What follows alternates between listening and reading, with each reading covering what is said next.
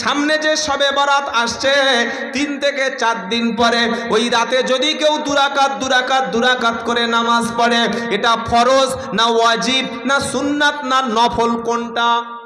জোরে বলুন। নফল নামাজ। নফল মানে অতিরিক্ত।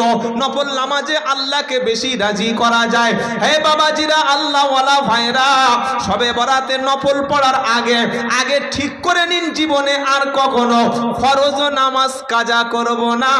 কারণ যে মাসটা চলছে এই মাসটার নাম হলো শাবান মাস। এই শাবান মাসে আল্লাহর নবীর সবচাইতে স্পেশাল আমল ছিল নবী বেশি বেশি নফল রোজা রাখতেন।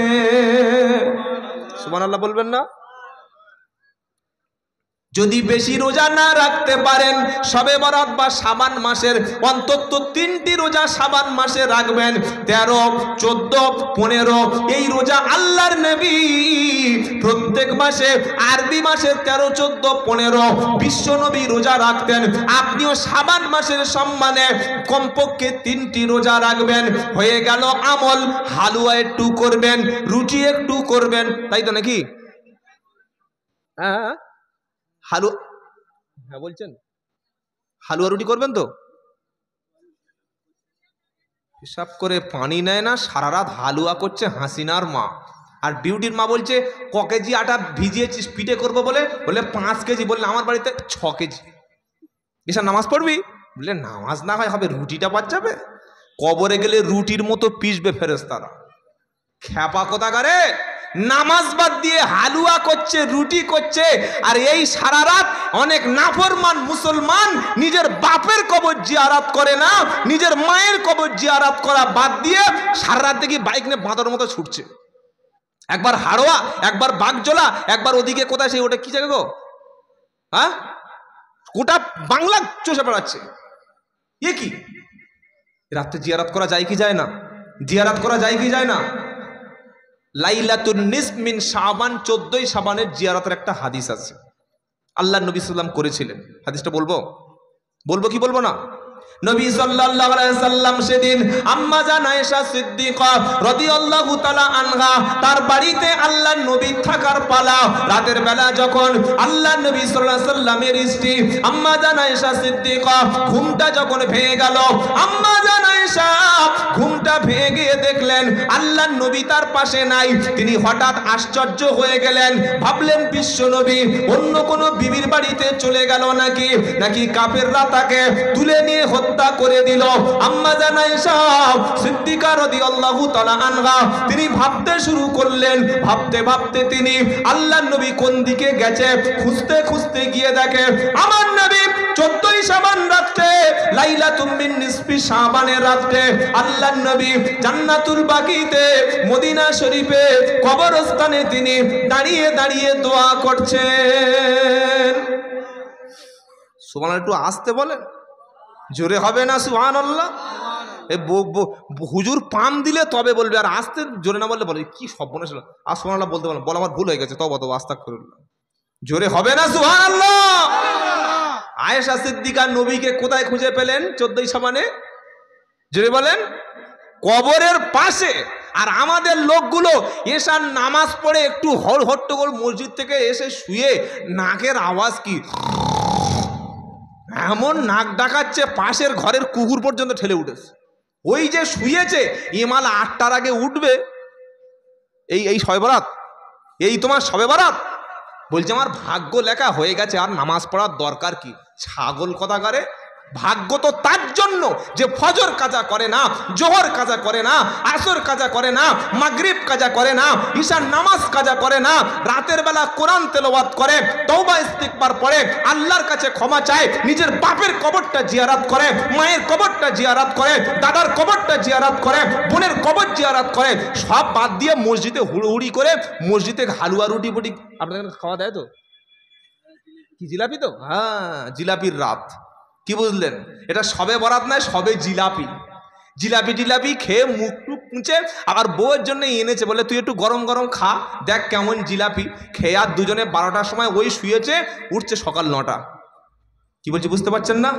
আর আম্মা জান আয়েশা সিদ্দিকা হাদিস বর্ণনা করছেন আল্লাহর নবীকে পাওয়া গেছে জান্নাতুল বাকিতে। জোরে বলুন সুবহানাল্লাহ। নবীজি দোয়া করছিলেন কবর জিয়ারাত করবেন, সওয়াব আছে না নেই? জোরে বলেন। আল্লাহ নবী কি দোয়া করছেন একটু শুনে নেন।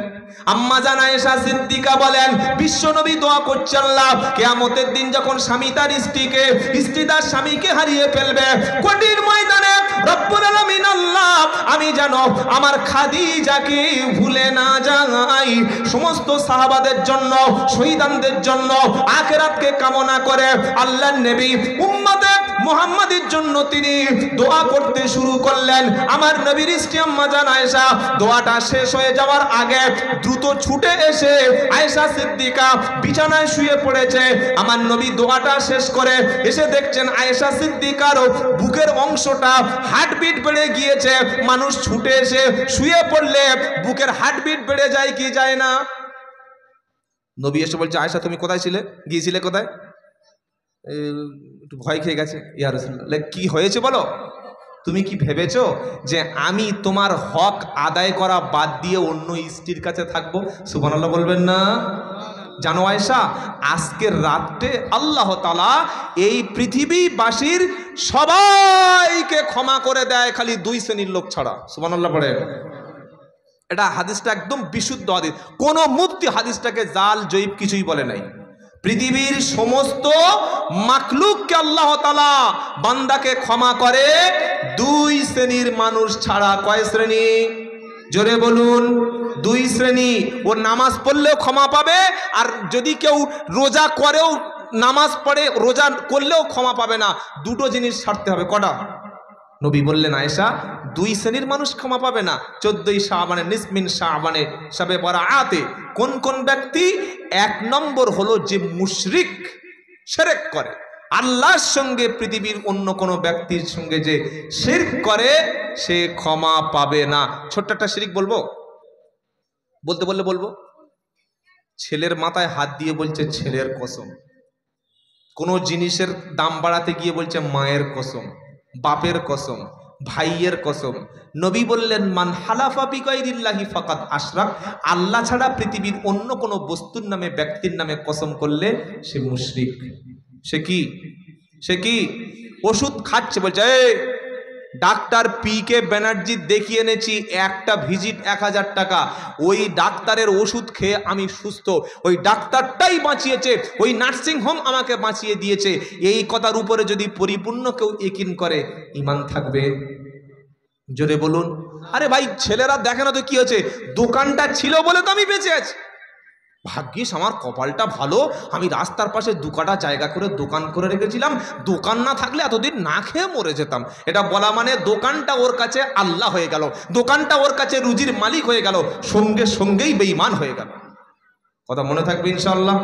কথা মনে থাকবে ইনশাআল্লাহ? এই মুশরিক ব্যক্তিকে আল্লাহ নিসমিন শাবানে শবে বরাআতে ক্ষমা করে না। আর একটা লোককে ক্ষমা করে না, যার মনের মধ্যে হিংসা আছে। কি আছে ভাই? এবার আপনি চিন্তা করুন, শবে বরাতের রাতে সারা রাত নফল পড়ছেন, এই মাটিয়ার মুসলমানেরা সারা রাত কোরআন পড়ছেন, সারা রাত জিয়ারত করছেন, আপনার বাপের সঙ্গে 16 বছর কথা নাই, আপনার মনের মধ্যে বাপের প্রতি হিংসা বিদ্বেষ আপনি পুষে রেখে ওই শবে বরাতের কোনো দাম নাই।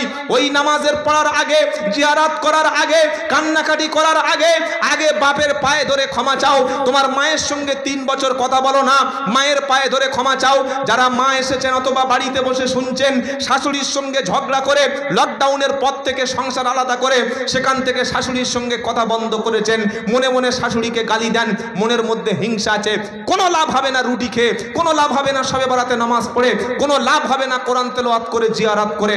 আগে প্রথম দায়িত্ব হলো শাশুড়ির পায়ে ধরে ক্ষমা চাওয়া। কি বলছে বুঝতে পারছেন না?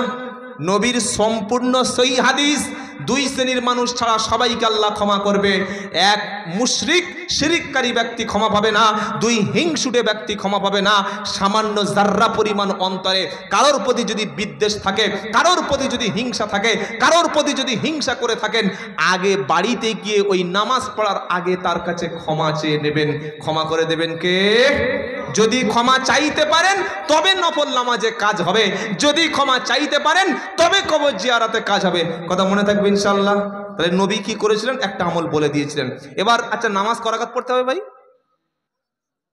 হ্যাঁ, নামাজ ক রাকাত পড়তে হবে? বলেন বলেন। যত খুশি, তাই তো? নফল নামাজের নির্দিষ্ট কোনো টাইম নাই, নির্দিষ্ট কোনো লিমিটেশন নাই। নফল হলো আনলিমিটেড। কি বললাম বুঝতে পারলেন না? অনেক জায়গায় না জেনে শুনে 12 রাকাত পড়তে হবে। কে তোর ফতোয়া দিয়েছে 12 রাকাত পড়তে বলে? আল্লাহর নবী 2 রাকাত নামাজ পড়তে পড়তে 3 ঘন্টা সময় চলে গেছে, আরে 12 রাকাত নামাজ 6 মিনিটে শেষ হয়ে গেছে। এটা নামাজ? কি নফল নামাজ সবচাইতে উত্তম হলো ধরে ধরে ধরে ধরে নামাজ পড়া। বলুন সুবহানাল্লাহ। নফল নামাজ যে কোনো সময়, যে কোনো দিন, যে কোনো মুহূর্তে পড়া যায়। কথা মনে থাকবে ইনশাআল্লাহ? কথা মনে থাকবে ইনশাআল্লাহ? তবে নফল নামাজের জন্য উত্তম জায়গা হলো নিজের ঘর। এটা নবীর হাদিস। নবী ফরজ নামাজ পড়তেন জামাতে, সুন্নাত এবং নফল পড়তেন বাড়িতে। নফল নামাজের জন্য উত্তম জায়গা কি বললাম? নিজের ঘর। মনে থাকবে ইনশাআল্লাহ? নফল যদি পড়ার ইচ্ছা থাকে, আর নফল পড়লে আল্লাহর পিয়ারা বান্দা হওয়া যায়। জোরে বলেন ওয়ামিনাল্লাইলি ফাতাহাজ্জাদু বিহি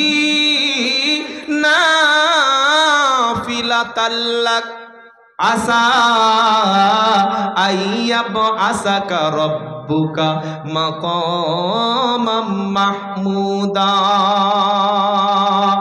15 নম্বর পারা 8 নম্বর পৃষ্ঠা 13 নম্বর লাইনের 79 নম্বর আয়াত সূরার নাম বানি ইসরাইল।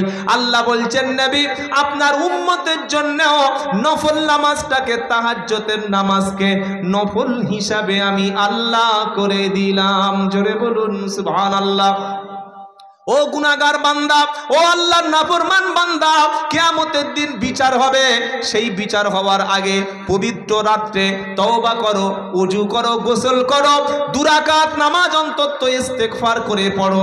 আল্লাহর কাছে কেঁদে বলো রব্বানা আমি নামাজ কাজা করেছিলাম, আমি মদের বোতল ধরেছি, আমি অন্য নারীর শরীরকে ভোগ করেছি, আমি জেনা করেছি, লটারির টিকিট বিক্রি করেছি, মিথ্যা বলেছি, সুদ খেয়েছি, ওজনে কম দিয়েছি, মানুষকে কষ্ট দিয়েছি।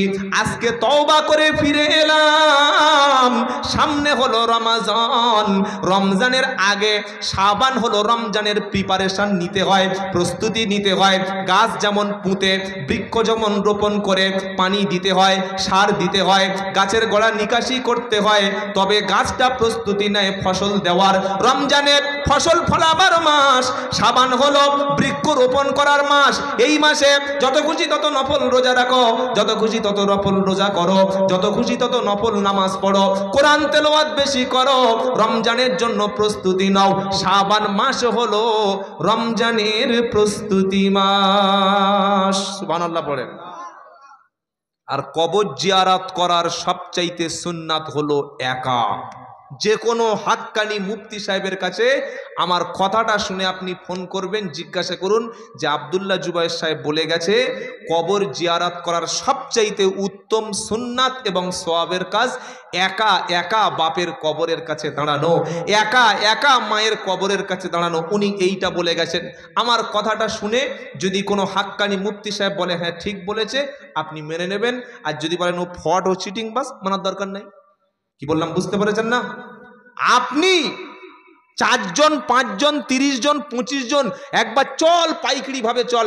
এবার হুজুর দোয়া করছে 3 থেকে 4 মিনিট, এত লোকের আর কত দোয়া করবে? আর পিছন থেকে এ ওর ছিমটি কাটছে, ওর পায়ের উপরে পা তুলে দিচ্ছে, ওদিকে দাঁত বার করছে। এটা হয় কি হয় না? হয় কি হয় না? আবার পিছন থেকে হাসছে। আবার কোনো ইমাম সাহেব যদি একটু দোয়াটা বড় করে ফেলে, গুনাহের জন্য কাঁদছে, তখন পিছন থেকে বলছে দেখেছিস ইমাম সাহেব খুশি করার জন্য কি করছে আমাদের। এটা বলে কি বলে না? ছি ছি ছি ছি ছি ছি, তওবা তওবা, এটা বলবেন না। নিজে গোসল করে পবিত্র হয়ে মসজিদ থেকে, আল্লাহর ঘর থেকে বার হয়ে নিজের বাপের কবরের কাছে একা দাঁড়িয়ে যাবেন। বলুন ইনশাআল্লাহ। নিজের মায়ের কবরের কাছে, অন্ধকারের কবরের সামনে অন্তত রাতের বেলা নিসমিন শাবান, লাইলাতুন নিসমিন শাবান 14ই শাবানে একা দাঁড়িয়ে গিয়ে মার সামনে গিয়ে বলবেন আসসালামু আলাইকুম ইয়া আহলাল কবর আম্মাজান। 13টি বছর চলে আসলেন, আর আপনার মুখটা দেখতে পাই না। ক্ষুধা লাগলে আর কেউ খেতে বলে না, কষ্ট হলে আর কাউকে বলতে পারি না। আমার বাড়িতে বিপদ হলে আমার মাথায় কেউ হাত তুলে দেয় না, আমি সমস্যায় জর্জরিত হলে কেউ আমাকে কোলে টেনে নেয় না। মা, তুমি 13টি বছর আমাকে ছেড়ে চলে এসেছো, জানি না অন্ধকার ঘরটা কেমন আছে, জানি না কবরের আযাব হচ্ছে কিনা, পৃথিবীর সব মানুষ হয়তো তোমাকে ভুলে গেছে মা। আমি পবিত্র নিসমিন শাবান 14ই শাবানের রাতে পবিত্র শবে বরাতে আমি সব কাজকে ফারেক করে তোমার কথা স্মরণ করে কবরের কাছে এসে কাঁদছি গো মা। তোমার আযাব যদি হয়ে থাকে আল্লাহ আমার মাকে ক্ষমা করে দিও। ওগো আল্লাহ, আমার বাপের কবরের আযাব যদি হয়ে থাকে তুমি মাফ করে দিও। আরে আরবি না জানলে কি হবে, আপনি অন্য ভাষায় না বললেও কি হবে, বাংলায় যদি কোনো মানুষ কাঁদে, বাংলায় যদি কোনো মানুষ দোয়া করে, দোয়া কবুল করবেন কে? জোরে বলেন। আমার বাপ আমাকে কিভাবে মানুষ করেছে, আমার মা আমাকে কিভাবে মানুষ করেছে, এইটা আমি ভালো জানি না যিনি আমার জন্য দোয়া করে দিচ্ছেন তিনি ভালো জানেন? কোনটা কে জানেন? কে জানেন? আমার মা সম্পর্কে আমি জানি, আমার বাপ সম্পর্কে আমি জানি। তাই যখন মন চাইবে বাপের মায়ের কবরের কাছে গিয়ে একা একা দাঁড়িয়ে যাবেন। আর একটা দোয়া শিখিয়ে দেবো, বাপ মার জন্য কাঁদার দোয়া বলে দেবো, দেবো দেবো দেবো ইনশাল্লাহ। রব্বির হামহুমা, বলেন রব্বির হামহুমা কামা রব্বায়ানি সগীরা। ছেলেরা মেয়েরা নামাজের শেষে লাইলাতুন নিসমিন শাবান জুমার দিনে, ঈদের দিনে, তাহাজ্জুদের সময়ে যখন মন চাইবে আব্বার জন্য আম্মার জন্য হাত তুলে আল্লাহর কাছে কাঁদবেন, চোখের পানি ফেলবেন আর বলবেন রব্বির হামহুমা কামা রব্বায়ানি সগীরা। এটা 15 পারা সূরা বনী ইসরাঈলের 23 নম্বর আয়াতে আমার আল্লাহ বলছে, বান্দা বান্দা দোয়া করছে, আল্লাহ রব্বির হামহুমা, আল্লাহ তুমি তাদের দুজনের উপরে দয়া করো। দুজন মানে হলো আব্বা এবং আম্মা, তুমি তাদের দুজনকে ক্ষমা করো, দুজনের উপর দয়া করো। আমি যখন ছোট ছিলাম, আমি যখন বাচ্চা ছিলাম, আমাকে লালন পালন করেছে আমার আব্বা এবং আম্মা। আজকের অন্ধকার কবরে, নীরব নগরে আজ তাদের কাছে কোনো সাহায্য যাচ্ছে না, আজ কবরে কেমন আছে জানি না।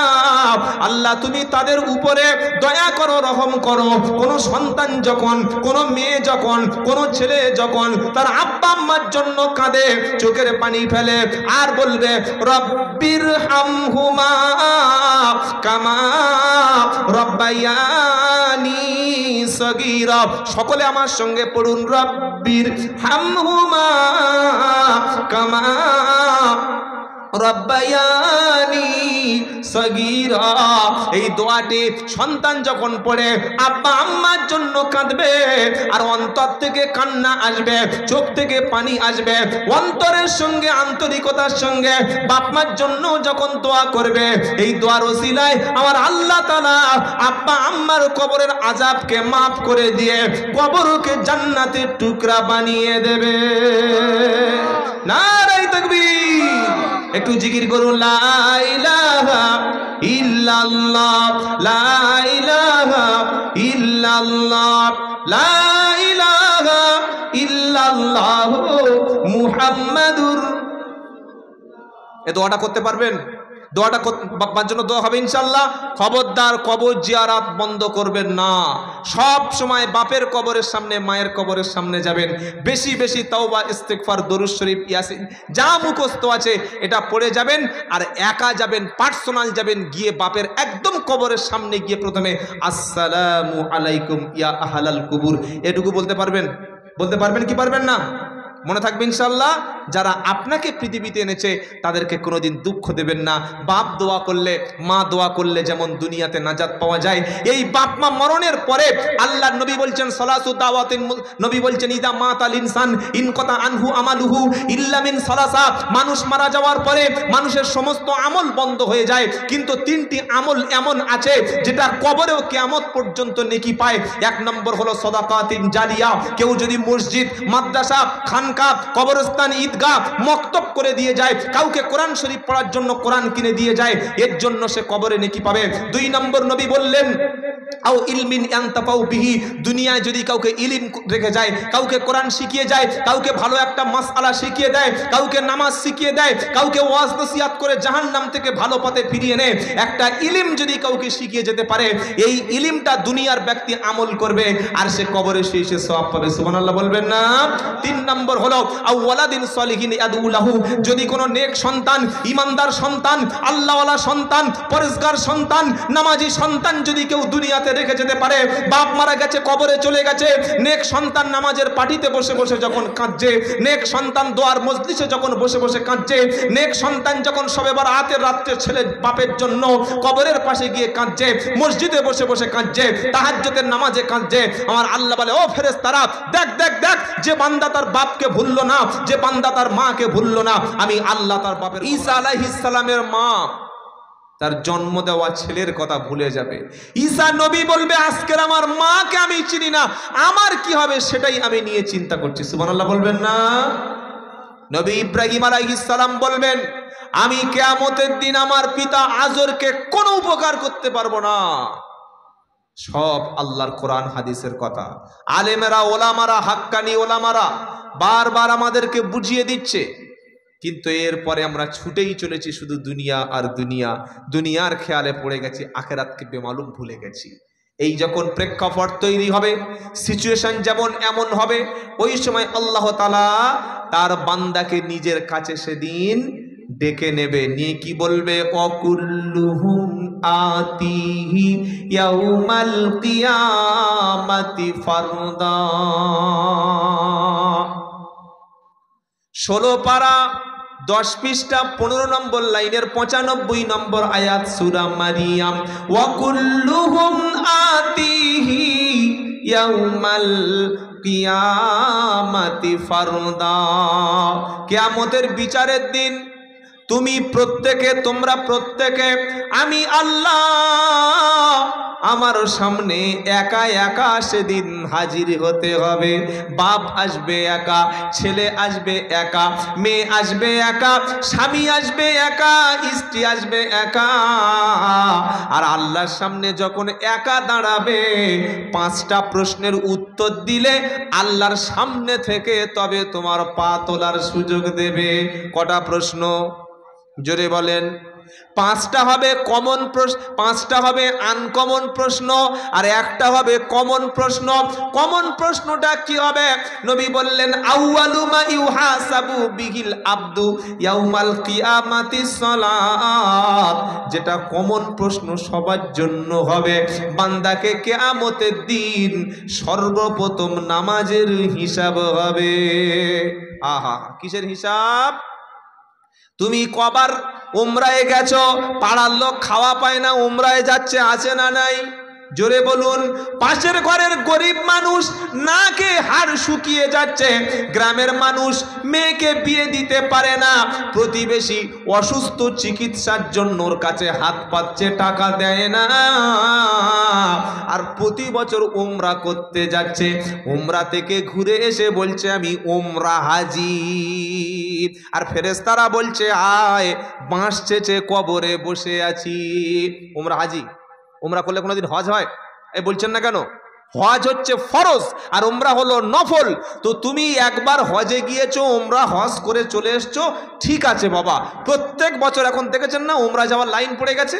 একবার গেলেন আলহামদুলিল্লাহ, দুবার গেলেন আলহামদুলিল্লাহ। সেদিন কোন থানা, মালদা বা দিনাজপুর, দুটো থানার মধ্যে একটা, বললে হুজুর আমি 16 বার উমরা করেছি।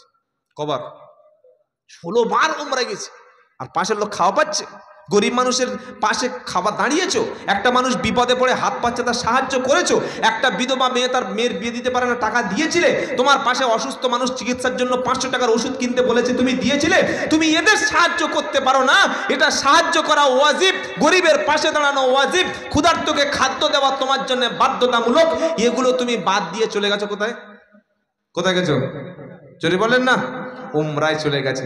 আল্লাহ ছাড় দেবে তো? কি বাবাজিরা, আল্লাহ ভাইরা, প্রথম প্রশ্ন হবে বান্দার নামাজের হিসাব হবে। কোন নামাজের হিসাব হবে? শবে বরাতের নামাজ, তাই তো? হ্যাঁ, কে বললো? তোমার পানি খাওয়াটাই বন্ধ করে দিয়েছে।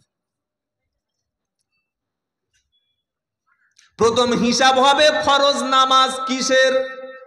সকলে বলুন। ফরজ ফজরের 2 রাকাত, জোহরের 4 রাকাত, আসরের 4 রাকাত, মাগরিবের 3 রাকাত, ইশায় 4 রাকাত। এই 5 ওয়াক্তের মধ্যে 5 ওয়াক্তের মধ্যে 17 রাকাত নামাজ পড়া ফরজ। সুবহানাল্লাহ বলেন। 5 ওয়াক্ত 5 টাইমের মধ্যে 17 রাকাত নামাজ পড়া, কি বললাম?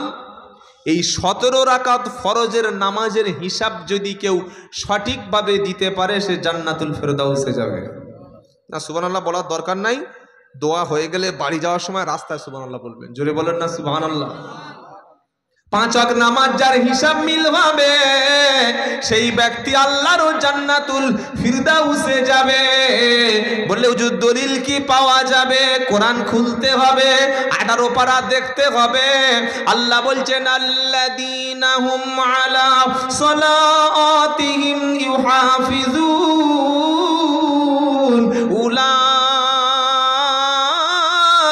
হুমুল ওয়ারিসুন আল্লাযীনা ইয়ারিসুনাল ফিরদাউসা হুম ফিহা খালিদুন।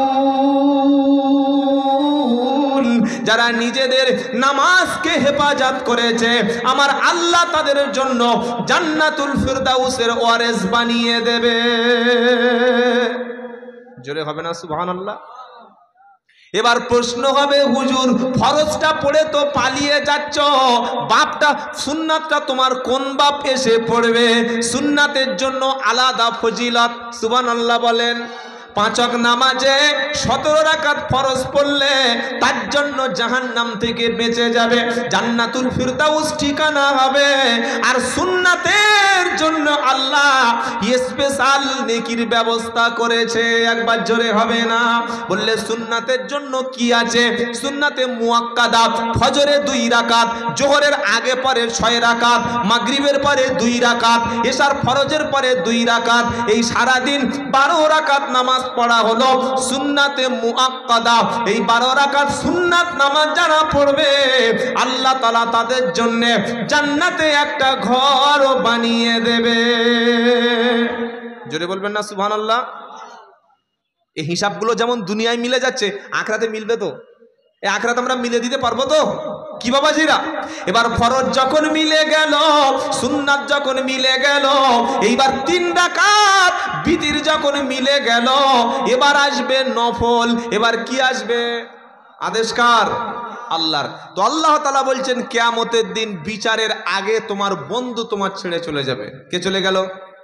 সমস্ত ফ্রেন্ড সার্কেল, আমাদের যারা বন্ধু বান্ধব আছে সব কিছু সেদিন ছেড়ে চলে গেল। এইবার 5 জন নিকট আত্মীয় আপনার ফেলে পালিয়ে যাবে। 5 জন সবচাইতে আপনার আত্মীয়। কে কে? কে কে শুনবেন? কোরআন থেকে শুনেন। ইয়াউমা ইয়াফিরুল মারউ মিন আখিহি ওয়া উম্মিহি ওয়া আবিহি ওয়া সাহিবাতিহি ওয়া বানিহি লিকুল্লি ইমরিইম মিনহুম ইয়াউমা ইদিন শাআনু ইগনি। সুবহানাল্লাহ পড়েন। 30 পারা সূরা আবাসা 34 নম্বর আয়াতে আল্লাহ বলছেন ইয়াউমা ইয়াফিরুল মারউ মিন আখিহি। ওই বিচারের দিনে, যেদিন আমি আল্লাহ বিচার করব, ভাই সেদিন ভাইয়ের রেখে পালিয়ে যাবে।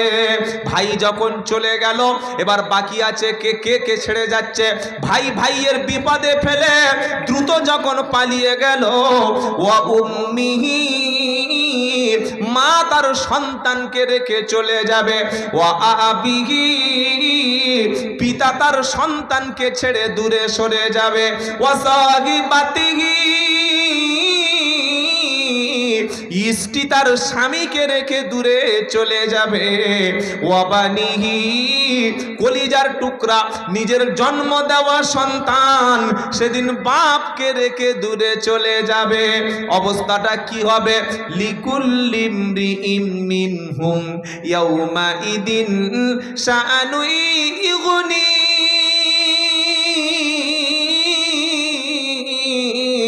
প্রত্যেকে আপন আপন চিন্তায় সেদিন ব্যস্ত থাকবে। আল্লাহু আকবার, আল্লাহু আকবার, আল্লাহু আকবার। আর অপরাধীদের অবস্থা কিরকম হবে এটাও শুনবেন। তাহলে কে কে চলে গেল? বাপ, মা, ভাই, স্ত্রী আর ছেলে আর বন্ধু সব চলে গেছে। এবার বলুন, আপনার পাশে যদি বাপ না থাকে, মা না থাকে, ভাই না থাকে, স্ত্রী না থাকে, জন্ম দেওয়ার ছেলে না থাকে, আর বন্ধু যদি না থাকে, আপনি বিপদে বললে এবার কে আসবে বলুন? কে আপনার পাশে দাঁড়াবে? এটা কি গল্প না কোরআন থেকে শোনালাম? এই পাঁচজন যখন চলে গেল, এইবার আরো কঠিন অবস্থা হবে। এবার শুনেন, ইয়াওয়াদুল মুজরিমু লাউ ইয়াফতাদি মিন আযাবি ইয়াউমাইদিন বিবানি ওয়া সাহিবাতিহি ওয়া আখিহি ওয়া ফাসিলাতিহি আল্লাতি তুবি ওয়া মান ফিল আরদি জামিআন সুম্মা ইউজি কাল্লা ইন্নাহা লাযা নাযাআতাল লিশশাওয়া। পারা নম্বর 29, সূরার নাম সূরা মাআরিজ, দ্বিতীয় পৃষ্ঠার একদম দ্বিতীয় লাইনে উপর থেকে 3টে লাইন নিচে আল্লাহ বলছেন, ইয়াওয়াদুল মুজরিমু লাউ ইয়াফতাদি ইয়াউমাইদিন বিবানি।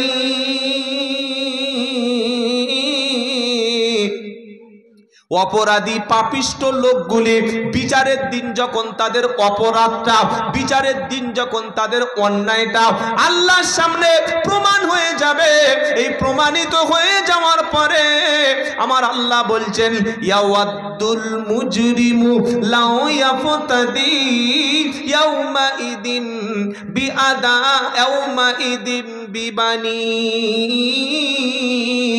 সেদিন মানুষ জাহান্নামের আগুন থেকে, আল্লাহর শাস্তি থেকে বাঁচার জন্য নিজের কলিজার টুকরা সন্তানকে আগুনে ফেলে দিয়ে নিজেই সেদিন বাঁচতে চাইবে।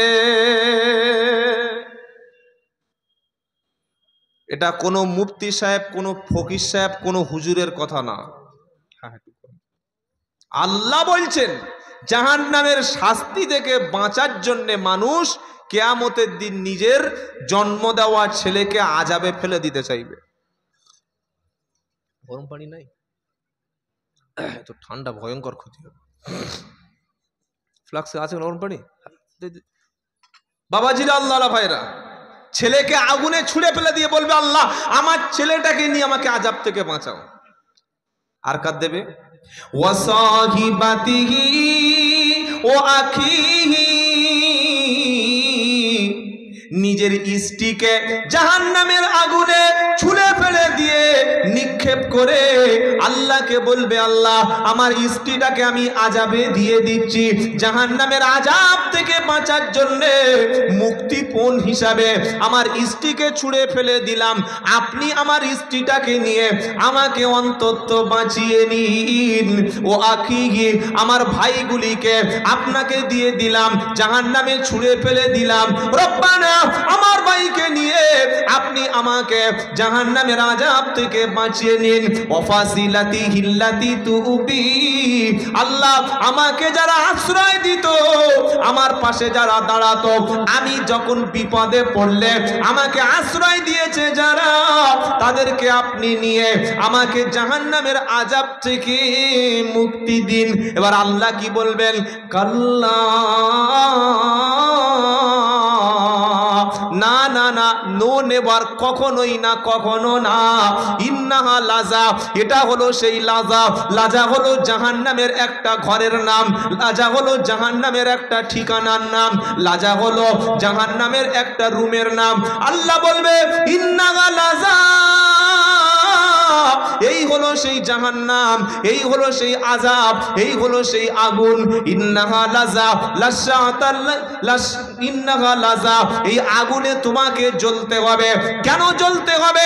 আল্লাহ পাক সেদিন বলবে, তোমাকে ভালো দিকে ডাকা হতো, কোরআনের দিকে ডাকা হতো, তাদউমান আদবারা ওয়া তাআল্লা, তোমাকে যখন দিনের দিকে, ইসলামের দিকে, কোরআনের দিকে, আলেমদের দিকে, জান্নাতের দিকে, মসজিদের দিকে যখন তোমাকে ডেকে আনা হতো, তখন অহংকার করে তুমি মুখটা ফিরিয়ে চলে যেতে।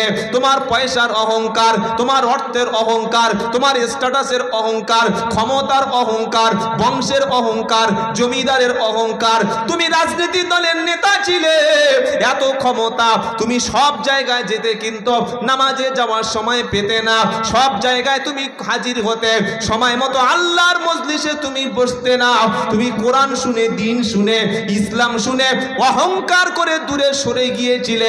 আজকে কিন্তু বাঁচার কোনো উপায় তোমার নাই। আজান শুনে যারা মসজিদের সামনে থেকে পালিয়ে যায়, সেদিন আগুনে তাদের চামড়া ঝলসে দেওয়া হবে, আগুনে ঝলসে দেবে। আর ওই আগুন থেকে বাঁচার জন্য স্ত্রী, ভাই, ছেলে, পাড়া প্রতিবেশী বলবে আল্লাহ সবাইকে নাও, গোটা পৃথিবীর যত মানুষ আছে সবাইকে নাও, নিয়ে আমাকে ছেড়ে দাও। আল্লাহ বলবে এটা কি চিটিংবাজি কারবার হচ্ছে? এটা কি দুনিয়া যে 20,000 টাকা দিলাম ভাই আমার ছেড়ে দাও, 50,000 টাকা দিলাম আমার জামিন দাও, 1 লাখ টাকা দাও ছেড়ে দাও, আমাকে জামিন দাও। এই যে আমাদের একটা সেই ওই রায় হয়েছে জানেন, ফাঁসির, জানেন না? আরে সঞ্জয় ঘোষ যে ধর্ষণ করেছে, আরজি করে ধরা পড়েছে, তারপরে ওই ফাঁসি, এই যাবজ্জীবন যেটা রায় হলো, বিচারপতি যখন রায় দিয়েছে আমার মনে হয় যেন এক পেক খেয়ে রায়টা দিয়েছে। বললে হুজুর কি বলছেন আপনি বিচার ব্যবস্থা নিয়ে? বলছে সঞ্জয় সিং ওকে ফাঁসি না দিয়ে আমৃত্যু কারাদণ্ড দেয়া হলো। কি দেয়া হলো? আমৃত্যু কারাদণ্ড। তার বাংলা কথায় ও যতদিন না মরবে ততদিন জেলে থাকবে। বুঝতে পারলেন না কি বললাম? মৃত্যুর আগ পর্যন্ত জেল থেকে বার হওয়ার কোনো রাস্তা নাই। সাথে ওকে 50,000 টাকা জরিমানা বা ফাইন, মানে মৃত্যু পর্যন্ত জেল আর আমৃত্যু কারাদণ্ড। কথা বুঝতে পেরেছেন? আর আমৃত্যু কারাদণ্ডের পরে যদি 50,000 টাকা না দিতে পারে ফের 6 মাসের জেল। তার মানে মরে ওকে 6 মাস জেলে থাকতে হবে। কতটা যে গাঁজা এরা খায় আল্লাহ জানে। কি বলছি বুঝতে পারছেন না? মৃত্যু পর্যন্ত কারাদণ্ড, আবার 50,000 টাকা, আর 50,000 টাকা যদি না দিতে পারে ফের 6 মাসের জেল, মানে মরে আরো 6 মাস জেলের মধ্যে থাকবে।